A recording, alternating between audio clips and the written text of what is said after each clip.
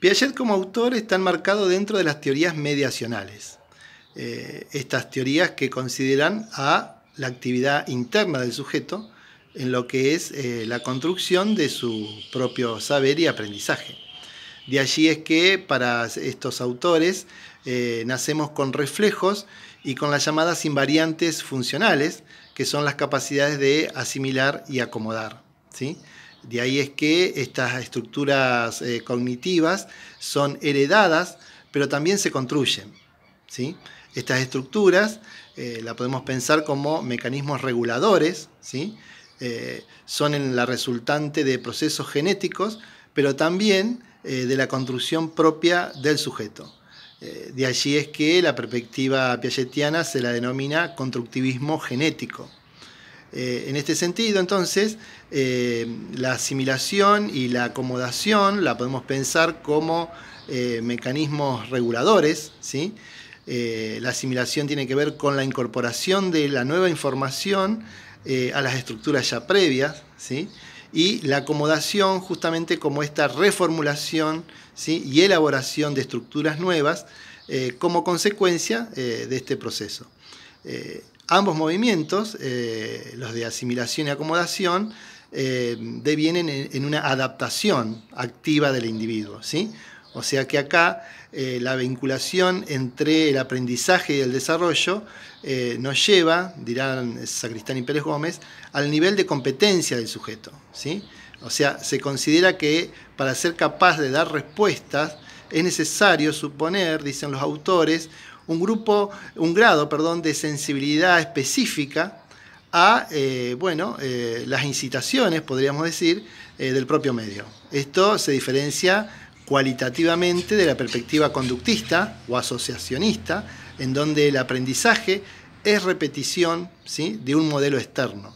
Aquí el conocimiento, para la perspectiva piagetiana, nunca es copia de la realidad. Siempre es una elaboración subjetiva del propio sujeto que desemboca en la adquisición, dirán estos autores, de representaciones organizadas de lo real y en la formación de instrumentos formales de conocimiento.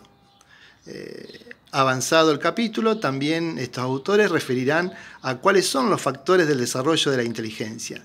Y aquí aparecen 4 elementos sustanciales: la maduración biológica, ¿sí?, la transmisión social, ¿sí?, la experiencia que cada uno ha tenido con los objetos, ¿sí?, qué posibilidad tuvo de este intercambio, ¿sí?, y la equilibración, que sería un proceso de síntesis de estos mecanismos, ¿sí? De ahí es que, para tener una caracterización muy sucinta, porque seguramente haremos otro video con la perspectiva piagetiana, ¿qué cuestiones tenemos que tener en cuenta del constructivismo piagetiano? ¿Sí? Por un lado, la significación que tiene la actividad del sujeto, en este caso del niño, de la niña, ¿sí? Por otro lado, el papel central del lenguaje como instrumento de las operaciones intelectuales.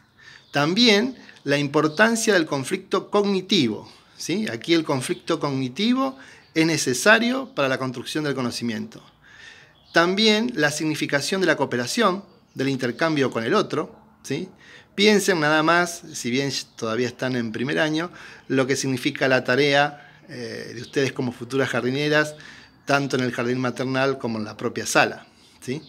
La distinción que Piaget hace, y que seguramente lo tomaremos en el próximo video, entre lo que es el desarrollo y el aprendizaje, y la vinculación entre lo estructural, o lo que es la estructura cognitiva, y lo afectivo.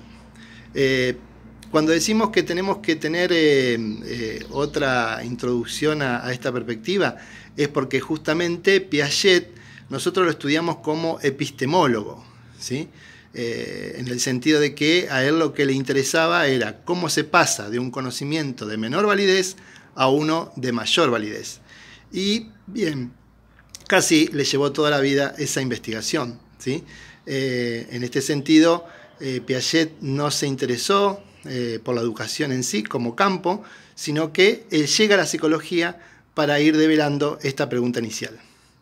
Buenas tardes.